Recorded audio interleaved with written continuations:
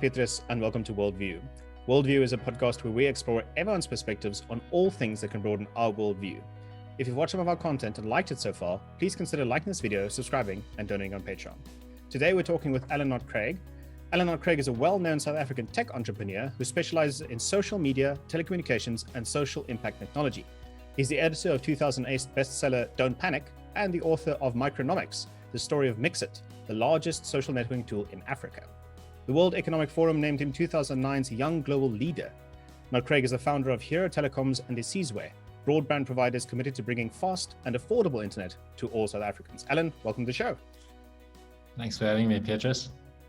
You know, I'm the perfect age, that time between where I was young enough and when I got my first cell phone to use Mxit quite a lot.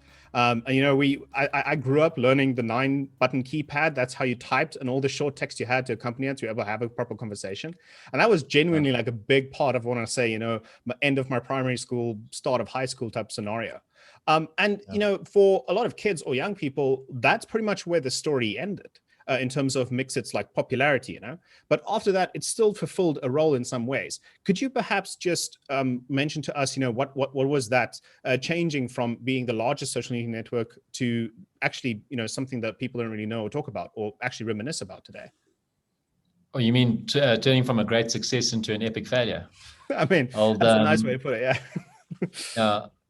So I think, you know, what I learned about Mxit was that it kind of satisfied a need for people to obviously be able to communicate in a kind of very affordable way. I mean, it was a dumbed down form of the internet, really. It started as instant messaging, but it became a gateway into entertainment and lots of different worlds without having to pay, you know, normal SMS rates.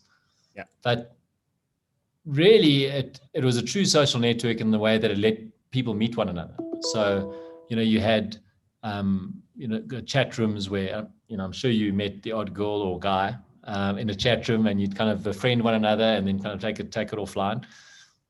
So Mxit was really actually, in retrospect, I think a dating application. And you know, at one stage it was extremely successful.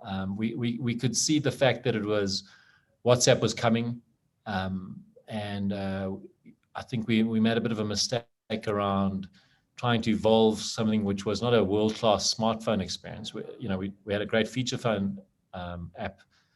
We tried to turn it into a smartphone app where we probably should have started from scratch and just rebuilt it from scratch for smartphones, which we obviously didn't do very well.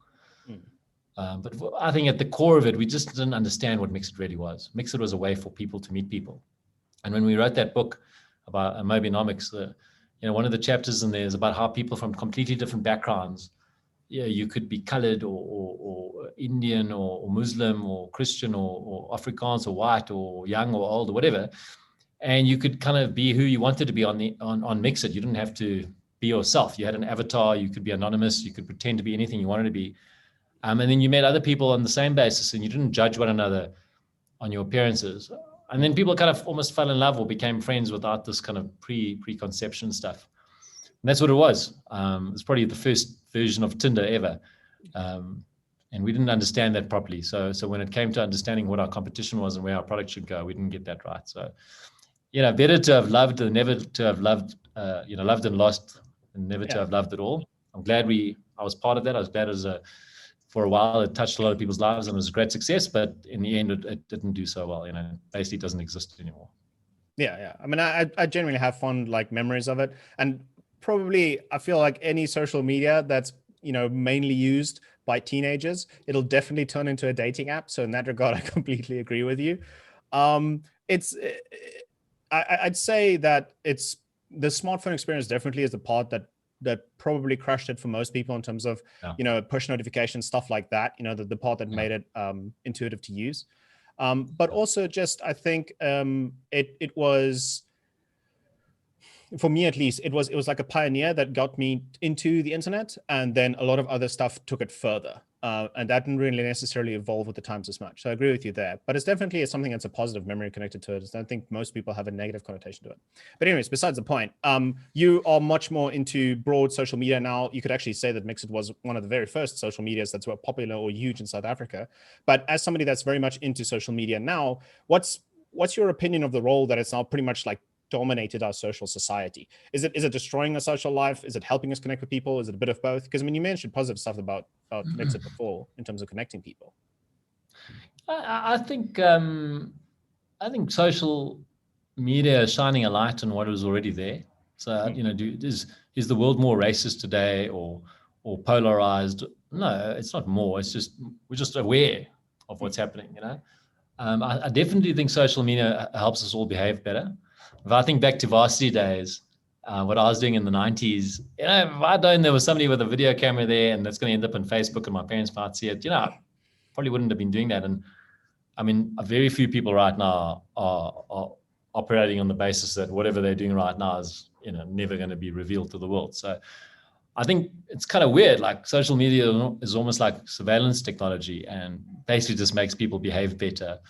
And at the same time, kind of helps shine a light on the groups of people that think differently. And you can kind of decide for yourself who you want to be friends with. I mean, social media is making the world a better place on average. I mean, there are lots of little pockets of negativity, but on average, it's making the world a better place.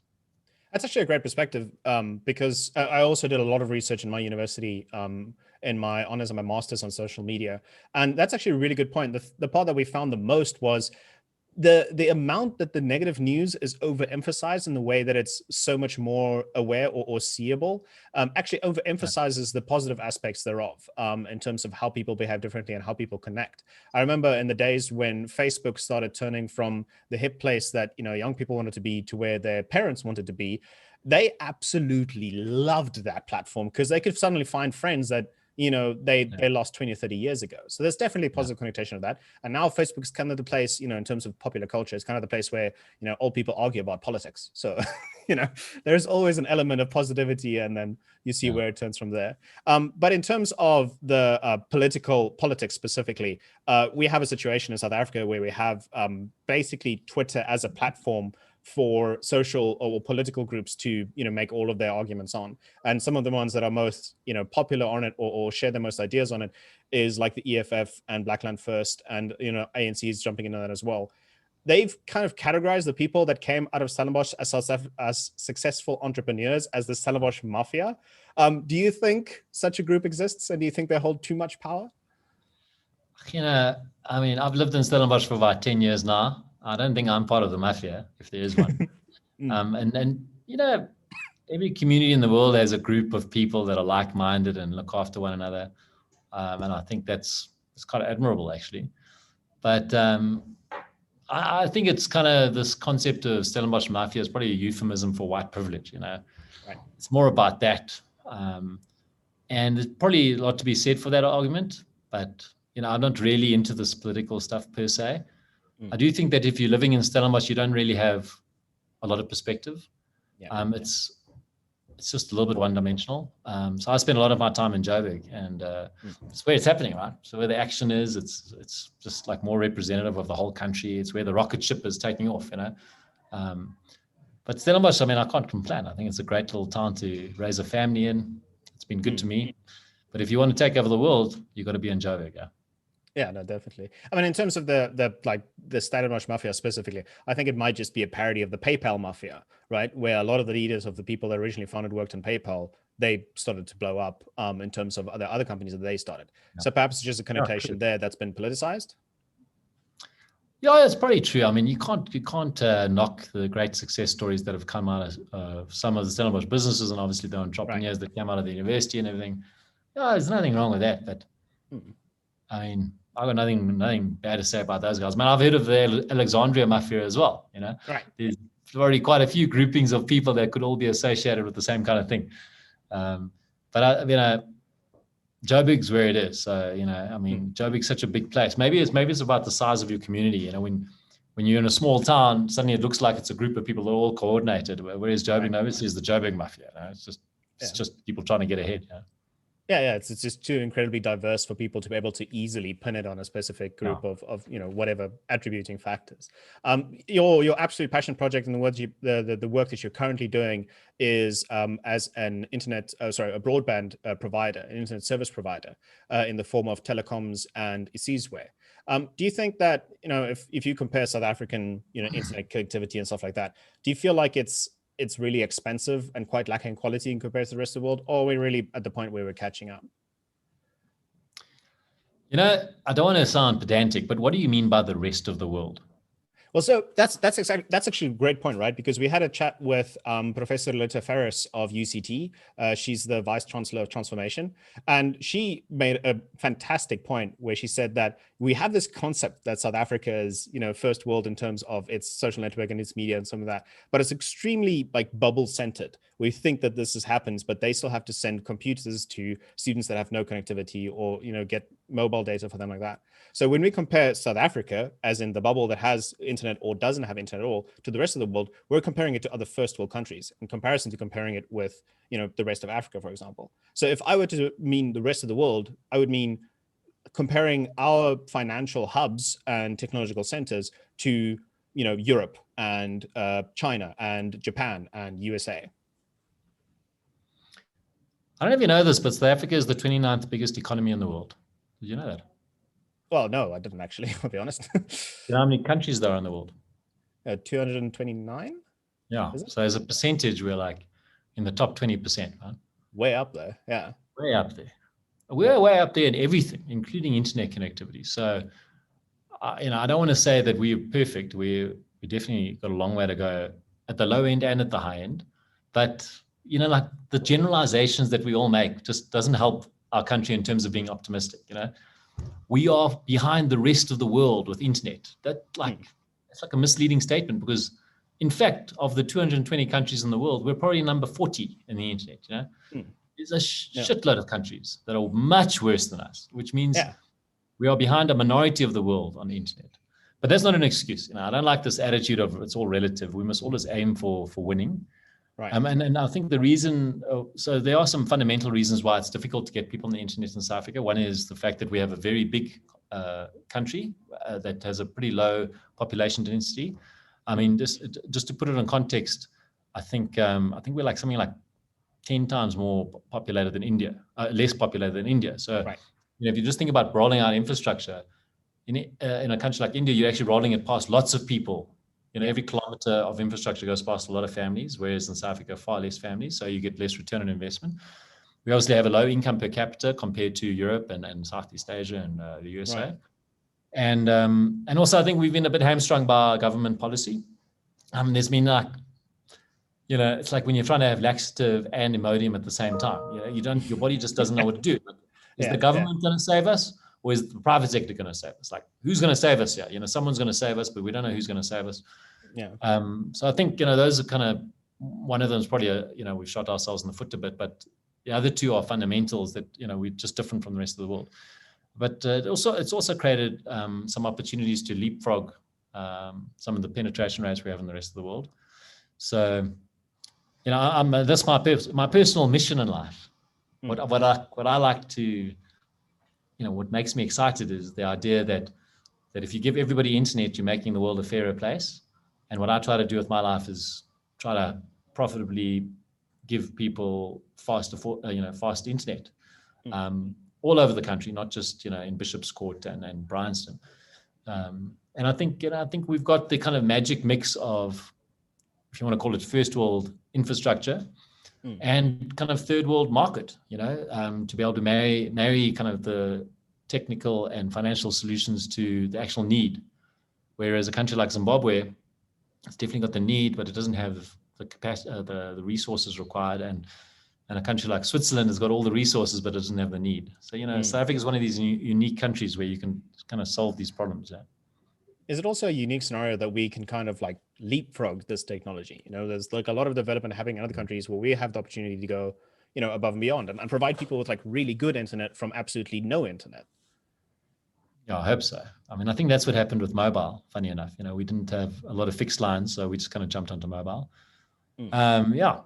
I mean, that's a good point, actually. It's about the population density. Like you said, we have a really, really low population density. So going with infrastructure that's more scalable in terms of area, pure area, it actually makes way more sense. So yeah, I like the part where you're trying to dispel the illusion that South Africa is somehow behind the rest of the world in terms of the internet. Like we really do have first world infrastructure, and that's something that should be seen in our economic benefit. In context. So if you were to compare us to the first world, and everyone kind of seems to agree that we're not the first world, but well, then we're definitely at the end of the first world rankings, right? Right. If you were to compare us to the third world, well, we're like right at the top of the third world ranking. So, but I don't want us to aspire towards mediocrity. You know, we mustn't make excuses. We mustn't say, hey, we've got these problems, you can't blame us, blah blah blah. We must try to be the best. And that means innovating, you know, because we cannot be the best by doing what they do in Europe, because we're a different market. Right. And I have a feeling that when it comes to the internet, the absolute key will be prepaid. You know, this kind of concept that you mustn't, lock people into debit orders or monthly fees or upfront payments. You know, you've got to make it bite-sized chunks, and then you'll figure out a way to get everyone on the internet. Are you specifically talking about broadband prepaid? Yeah, fiber. Right, yeah, because that's something that's actually really attractive. A lot of people, I mean, if you go from the whole spectrum from where people don't have the monthly amount or the reliable monthly amount to be able to do a debit order for internet, to like paying when they kind of need for it in the amount that they need for it, to the upper bracket where people have holiday homes where they don't want the internet all the time. They want the internet reliably and good internet there when they're there. So they also want prepaid. So you have both sides of the economic spectrum wanting prepaid fiber. I'm actually surprised it doesn't exist already. No, you're right. It's a good point. I mean, Airbnb kind of tenants, holiday houses, just living where you want. You want to control your bill. Yeah, and they want fiber. Like they want good, proper, reliable internet. They don't necessarily want mobile connections, which are. Yeah, that was the mistake I made at Mxit. My strategic mistake is that I thought what Mxit was bridging the digital divide, because you were kind of in a way dumbing down the internet, making it affordable. Right. So more people can get on the internet. But what you don't realize is that you're perpetuating the digital divide, because there's only one way that there's no divide, is that everyone's got the same speed internet. Right. It's like about speed. It's got nothing to do with anything else. It's about like how fast is your connection, and then it has to be uncapped. Like the moment you get into this time-based or data-based metering, most people won't use it, and of course then it has to be affordable. So, the logical thing for me at least, what ended up my thinking took me down the road of uncapped prepaid fiber to the home, and then figuring out how you finance that in a way that you're going to make it affordable to the end user. Yeah, and also you mentioned something previously where you're trying to do this in a profitable way. I think a good way to turn that as well is profitable, that sometimes people misunderstand, is profitable isn't a bad thing for a company. It means it's sustainable. It's like if you don't make a profit, it's not going to be sustainable. So in terms of that type of thinking, could you perhaps explain how Isizwe will go around practically in terms of providing internet and receiving funds for it? If like no, trade secrets, but generally the idea. Well, Isizwe's got a long history. It's 8 years old now. Started in 2013. We started with the model of trying to convince government to basically subsidize the internet in townships, for lack of a better word. Public Wi-Fi being a basic utility. That went very well. Then we tried with the private sector. Mining companies like Glencore started sponsoring public free Wi-Fi in the mining communities around their coal mines. We've done a few things like that. But actually where we've settled now is we have a model whereby we sell the internet for R5 a day, 24 hours of uncapped internet for R5. And we've got our cost base low enough that we can make a profit out of that. So we don't need any subsidies from anyone. It's just a little profitable flywheel, very sustainable.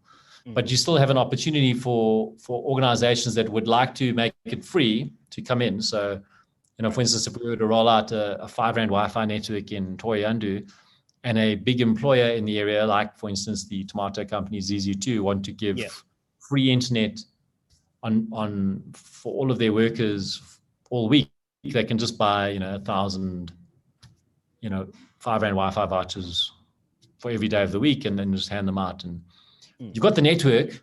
You don't need their money to build the network. Basically just giving an opportunity for employers or government organizations or schools for their children to be able to, pay for a very affordable internet connection for their constituents.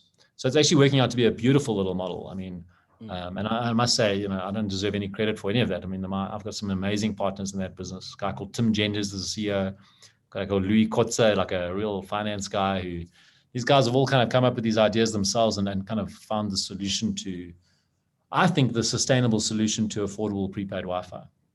So what's the limiting factor to, is for the infrastructure specifically? So if you say the infrastructure is there, you don't need to put it in, then you need the model that runs on top of it. It seems like you guys got a model that's sustainable and profitable. So is the limiting factor for new, providers or infrastructure providers, is it the capital to just put it in? Is that like your biggest expense? And after that, you just pay it off? Or, how can the situation be helped? Is it more capital that's required?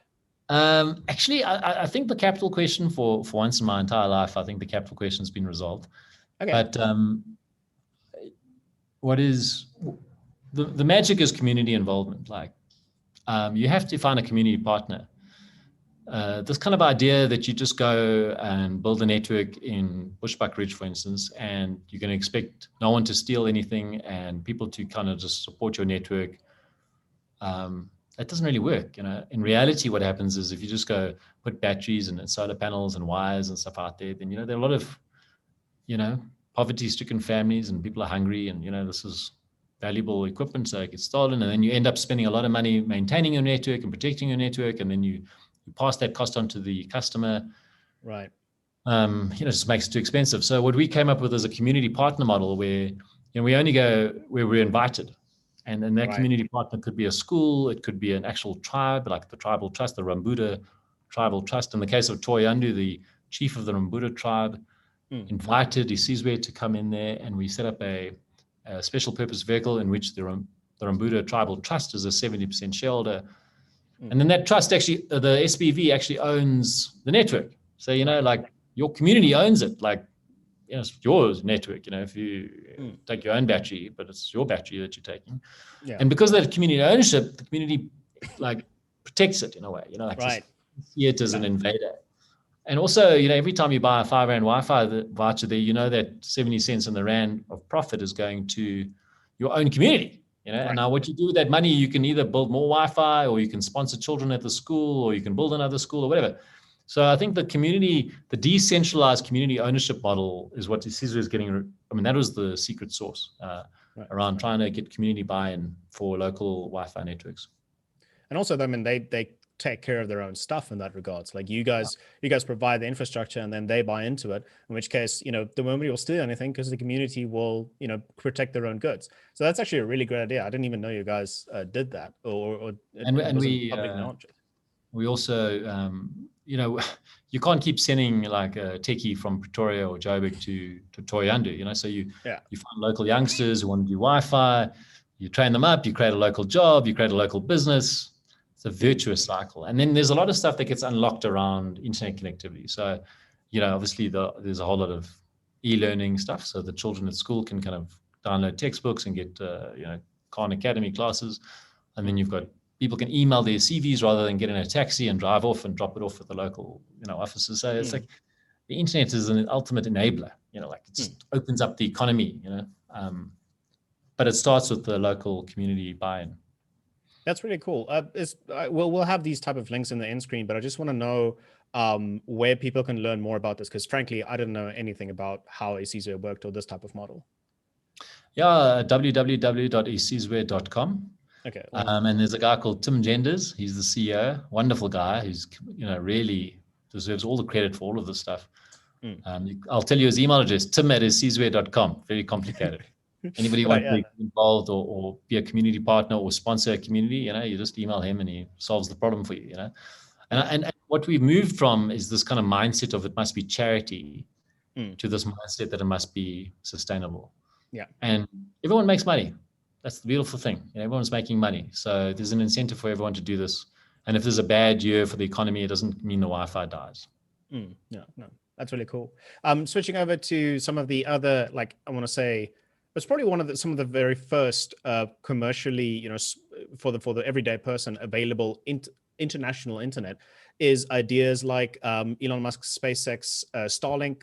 I think Blue Origin has one as well. I think there's another provider that I can't remember the name of now. It's also having this idea. What's your opinion of this, low latency, high speed satellite internet as an infrastructure in terms of solving the world's problems? Do you think it'll work in the different countries? Do you think that the government regulations just will stifle them? What do you feel about that situation? Well, the first thing is I'm in awe of Elon Musk's ballsiness. I mean, it's really cool to have people like that in the world who kind of just go so big. I think that the Starlink network is not necessarily to provide you and me with internet.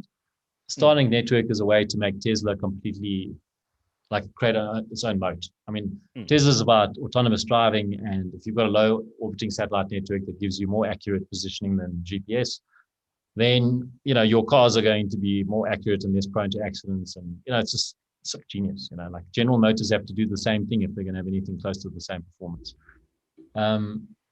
But there's definitely a backfill, and that's around internet connectivity. It's difficult for you to carry a phone around that connects to a satellite, and the battery juice and all of that stuff is just not strong enough. So it's not really for mobility; it's for fixed points.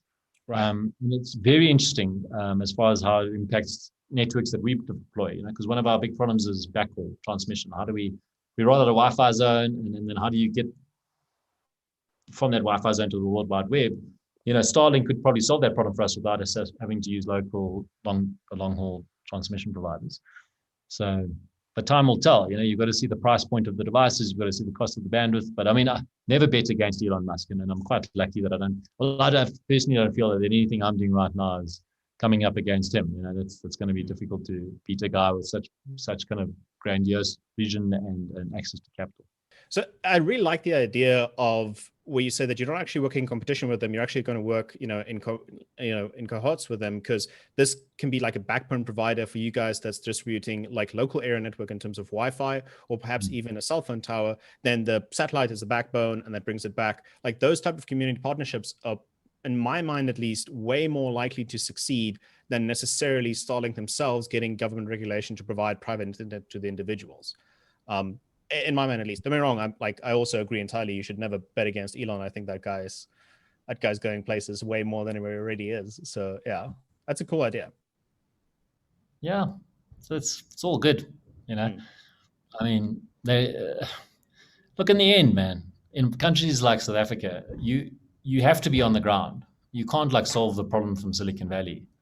So there's always going to be a role for companies like Isizwe to solve local infrastructure problems, access to electricity, security, community involvement, always. And the more guys like companies like Starlink pump money into global infrastructure that lowers the cost of internet, just the lower the retail price will be for the man in the street. But Isizwe will always have a role to be that ISP. Yeah, I mean, also, like you said, also in your first part about that, about asking about SpaceX and Tesla specifically, it's like they're building the infrastructure for ease of access to internet, ease of access to space, ease of access for technologies, renewable technologies. Like that type of ease of access infrastructure is somebody can do that with when they have a lot of capital. And then the job is up to the rest of the entrepreneurs to then jump on that and then build that out into their community and their specific scenario where that works. Because it's just, the world's just too crazy diverse to actually be able to try and do all this stuff on your own. And the capital is also not distributed enough in terms of people being able to do the similar type stuff from South Africa's perspective, at least in my mind. So anyways, on to the next question. You wrote a book called Don't Panic, which was a South African 2008 bestseller. I just need to ask just a small intro. What is the book about? Don't Panic, has a lot of connotations to it. Yeah, I wrote an email to my staff at iBurst in 2008. It went viral. It's called Don't Panic. And just trying to give some context around the load shedding at the time and how it's really not the end of the world, and it's not, you don't have to pack your bags and leave. And then that ended up becoming a book. We got these contributions from lots of South Africans that felt the same way, and a lot of people resonated with that, so they bought the book. And so basically I became quite well known for being optimistic about the future of South Africa, which I remain. And I've done 1 or 2 sequels to that book called Really Don't Panic, And I guess, the older you get, the harder it is not to panic, I mean, you look around and you read the new media and you kind of think to yourself, on what track are we on? But I'm just, I'm a famously optimistic person for the future of South Africa. And I have a feeling that my attitude towards South Africa is the same. It's driven by the same logic as my attitude towards business, which is, what choice do we have? The reason I don't give up on my business ventures is because I don't have a choice. What's my plan B? I'm not going to go work for ABSA, So Yeah. you must make it work, and I feel the same about the country. Like I've been lucky enough to travel the world and see lots of places, and my family lives here. My cost, everything's here. I mean, this is my place, my home. I love this place. And so instead of thinking there is a plan B, there is no plan B. So just make it work. Yeah.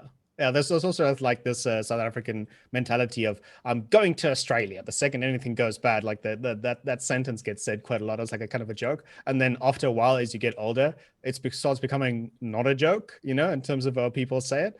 But in terms of saying optimistic and the future of it, I think it's incredibly important that you see more of that in our business leaders rather than the person that's getting older saying no, maybe you should leave, because that affects young people quite a lot. Like, I mean, like really a lot, especially if the parents are the ones that are saying it. And the young people that, in the fortunate enough position to get educated, get experience, they're actually the ones that are capable of leaving. So you don't really want to inspire them to leave, because then it's bad.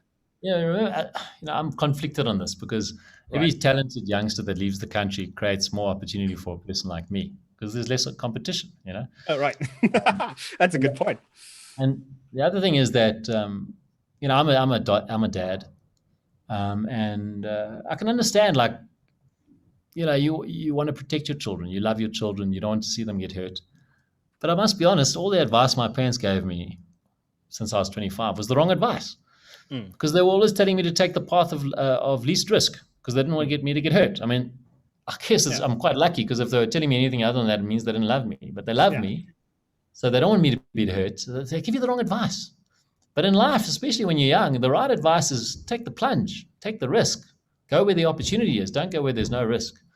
But I've made my own personal choices, and everyone has to make their own personal choices. And I'm quite fortunate. I have another passport. I mean, I can live in Europe if I'd like to. On that basis, do I have enough money to do that? I'm not sure.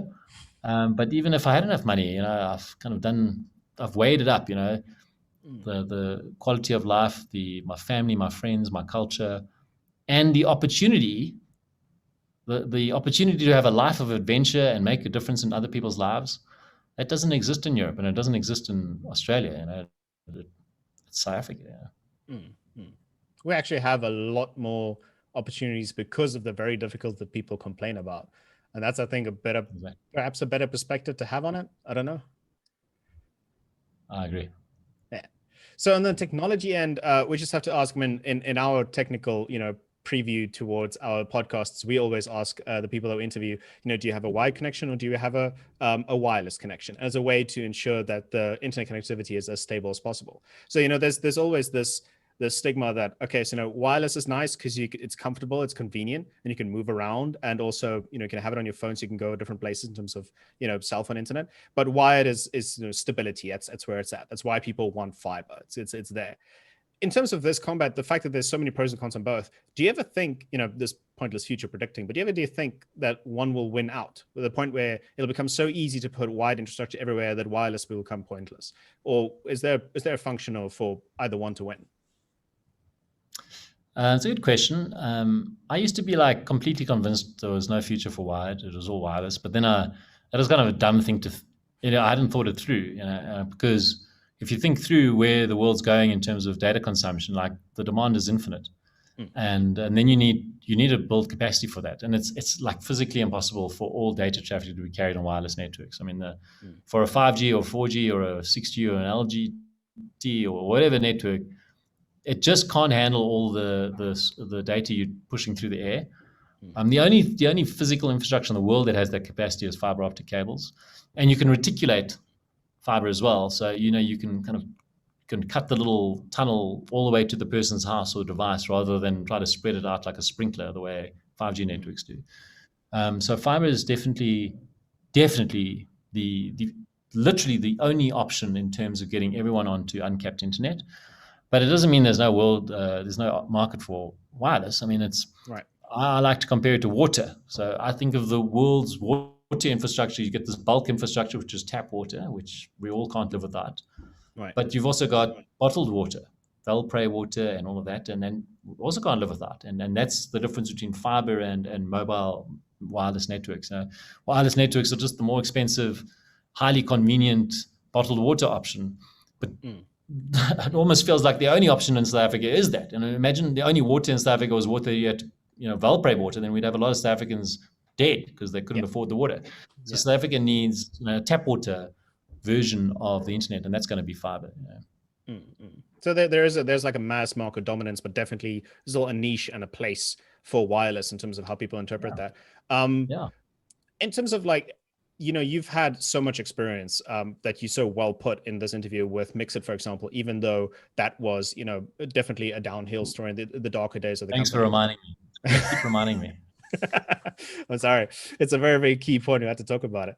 And also, of course, you've had massive success stories like Isizwe in terms of the model that you described to me makes me think that it's something that's really, really cool and very successful and sustainable. Something to go forward. In terms of, when there's the downs and the ups, what advice do you give to specifically young South African entrepreneurs? Like you've said stuff like, take the risk, stuff like that. But in terms of actively, practically, what's going to be the next step? What advice would you give them? There's two kinds of people in the world. I mean, lots of kinds of people, but broadly, there's, people with lots of options in life. So, the kids that did well at university and high school and everything. And then there's people like me who barely got through high school and kind of, became a chartered accountant, but only because my parents said they would kill me if I didn't. And nobody offered me a job when I finished. So, it's a little bit easier for my category, which is, you don't have an option. You kind of start a business because no one's going to give you a job and you're unemployable. And, part of the reason you make it is simply because if you didn't, you were screwed, So, in that category, I'd say just, don't give up. On the category of people with options, I think that's a bit more tricky because, you might think you want to be an entrepreneur, but when you hit your first hurdle, you've kind of got 3 job offers lined up and whatever, and there's lots of people wanting to back you. So I think the best advice anyone can ever give anyone is to keep going from thing to thing to thing until you find the thing that makes you come alive. Like the thing that like lights up your eyes and when people talk to you about it, you kind of can't help yourself but get excited, and then just do that thing, Yeah. Because I think that ultimately is even more powerful than fear. Like the fear of starvation is a very powerful motivator, but more powerful than that is like this kind of having a purpose in your life, this thing that lights a fire in you. And the only way to find that, I mean, if you're lucky, you get it when you're young. If you're not lucky, you get it when you're old. But you can't find it unless you keep trying different things, And the only way to know is no way. It's like love, You don't know it until you feel it. And I guess a lot of people go through their whole life, or go through a long part of their life, not finding love, and they start settling. And you shouldn't settle. Don't settle. Just wait until you find the thing that makes you come alive, and then do it. There's an element to. I don't know exactly how to put this, but basically you said don't settle. Like a lot of people, I want to say they give up easily because they have an out. Like you said, the people that are more privileged, right? On the other hand, the people that keep trying, that don't have an alternative, they get really affected by their negativity and the lack of success that they're having. In terms of small successes that motivate people on both sides, the ones that have opportunities but don't really want to take them because they want to do something more risky, or ones that don't have opportunities, how do you manage or get small successes that build you up to the point where you do make it, in a sense? Was that something you don't believe in, small successes? No, I do. I think that's really important. Like, just take small bets. Well, I mean, I'll tell you the way you win small. You take the risks. You just every time you have an opportunity, you take the opportunity. You should be taking advantage of every single opportunity that crosses your path, because you get one life, and if you don't live this life, you're going to regret it for the rest of your life. Putting yourself in a position to take advantage of those opportunities is a different story altogether. Okay. Now, if you've married someone, like let's just say you've married a guy or a girl who's very high maintenance, very expensive, and you need to earn a certain amount of money every month to keep them happy, well, then you can't quit your job and take advantage of opportunity. If you yourself have decided to live a hectic life and you've overgeared yourself buying a house and a fancy car, well, then you've put yourself in a situation where you can't take advantage of opportunity. So you have to create an environment for yourself where you're kind of anti-fragile. It doesn't matter what happens to you, you can do things. So that when opportunity crosses your path, you grab the opportunity. And you kind of take these small little bets, small little risks, and maybe 10 of them don't work, but you've learned 10 lessons and you survived every one of those lessons. And it all builds towards a bigger thing, which hopefully ultimately for the individual is financial freedom. Like being an entrepreneur is about finding enough wealth that you don't have to worry about money. Did you also read the book Anti-Fragile by Nassim Taleb? Yeah, I love that guy. I don't think he's a nice human being. He seems to be a pretty difficult human being when I watch his interviews. Right. Yeah. But he wrote that, and he wrote this sequel was Skin in the Game, which was a summary of Black Swan and Man Fooled by Randomness and Anti-Fragile. I mean, it's just excellent. His thinking is excellent. So the gist of it is, don't listen to anybody who doesn't have skin in the game, and try to build a life for yourself that is anti-fragile. Yeah. No, I also read those. It's fantastic sound response in terms of getting yourself to take the risks and also how to manage them. So yeah, I really like the books as well. And like Skin in the Game is such a good motivator in terms of, like you said, if you marry someone that's high maintenance, for example, people might generally think that's a negative thing, but hell, you've got a great motivator to, perform in your business then. So, it's a good example both ways. Anyways, it's been a fantastic discussion. I just want to give you an opportunity to say something about, you've mentioned already how people can get involved or interested in terms of Isizwe. Do you have any other projects that you might want people to know about? We're involved with nomola.com. It's like a personal safety platform. I think it's quite a cool thing. I mean, it's one of the more exciting things I've ever been part of. I think to myself, what's the big risk in South Africa? The big risk is not, the rand. The big risk is personal safety. Like your wife, your children, your husband, or whatever, getting hurt. It's a pretty binary result. And I think if we wait for the government to make us all feel safe, it's not a responsible move. So there's a little company called nomola.com. They're trying to, kind of use the internet to create a fabric that kind of makes everyone feel like they're very close to someone who's going to help them. And maybe even more importantly, make crooks feel like there's somebody coming quite quickly, so don't do anything stupid now because you're going to be caught. So nomola.com. We've got a great little company called Inkaku, which is helping, professionalize football in South Africa. I think sport's like a great way to, keep people entertained and kind of build community. I've got a few things, but 99% of my energy goes into telecoms infrastructure, and basically just making sure that everyone's got the internet so that all the extra stuff on top of it can be accessible to everyone. No, I mean, you're a quintessential entrepreneur. It's like you can never be satisfied with one project. It's like the South African Elon Musk, if, we know he's South African, but if he was still here, be you, just like build a bunch of projects that are binary, necessary things to focus on. Do you relate yourself at all to that type of mentality, or do you think he's on, his different planet? I'm not in his category. I'm not in his category by any stretch of the imagination, but I don't know if I agree entirely with where he's going, If you live in a country like South Africa, you kind of think to yourself, well, landing on Mars, it's an awesome thing, but there seem to be more important problems on the ground right now. And I live here, so I can't think to myself, let's go to Mars. I've got to think to myself, how do I get everyone on the internet? How do we make South Africa feel safe? Just basic security. So it's my thing. My thing is probably limited by the realities of living in a country like South Africa versus you're living in Silicon Valley and there are no problems left to solve. So let's go to Mars. Yeah. That's actually a great point. It's like the context matters. The country in which he chose to do a lot of his business in has certain requirements that he wants to fulfill. Feels like electrical cars that are high performance, go really fast, go to Mars, satellite internet. Those are the type of problems he wants to solve. We have really cool, unique problems that we want to solve here as well. Yeah. Alan, it's been absolutely amazing talking to you today. It's really, really good insight, very interesting as well. We want to thank you so much for joining us. Also, to our viewers, we want to thank you so much for watching. It's always a lot of fun for me to talk to someone that has such a good mentality about economics and basics. Like there's really no way to sugarcoat it. There's no way to do it nicely. You've got to button down and do it as well. So if you've watched it this far in the interview, you most definitely enjoyed it. It helps us a lot to not only share Alan's perspective to the world, but also the channel itself as a business to succeed if you like and share this, of course. And of course, in terms of revenue, profitability, and sustainability, something that we benefit off of is a platform called Patreon that works on monthly donations. If you're willing or interested in supporting the channel, please support it there as well. So thank you so much for watching. This has been WorldView.